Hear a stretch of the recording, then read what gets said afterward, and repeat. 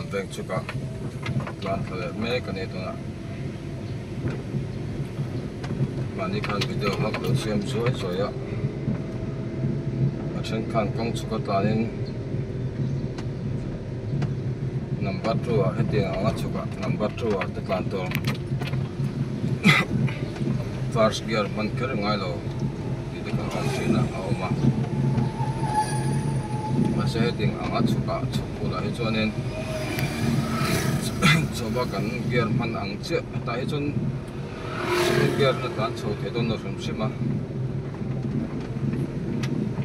ai chho ang ga hi chonin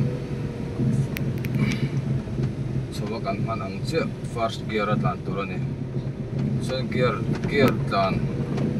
gear dele gear tan a him thai tan lem ko soi nga tuno yen first gear in ka tlana first gear tan chonin brake bộ man vak ngai lên om thei ni a chan chu kan gear la ma kan gear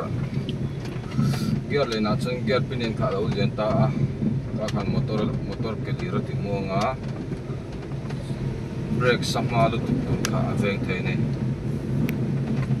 brake man na dang ai do ta ka bang thanin entina second gear third gear ate tlan tai la chu gear pinin kha ate to si a lir chakanga ate to si a lir chakanga tahan brake khaman na tanga anga brake lining kha ma mm ani takhan mitam tak chu brake fail aum pha thin ni kong chu katlani fing korangai khop mai mitam tak phai chon an neutral a all ren bang te an neutral a brake kha sakma box si a kha khan brake kha na zo lova brake fail om thi bokani kong chu tu tan rengin number 1 tan nge turani number 1 tlan lova gear de kan tlan chon extend kan tan le kan ka tan khan extend to om tak paten ta theni all ren bang ngota petrol ren bang ngota kong chuka gear de kan tlan mo se sofa kan tlan mo chon kan tan le bidang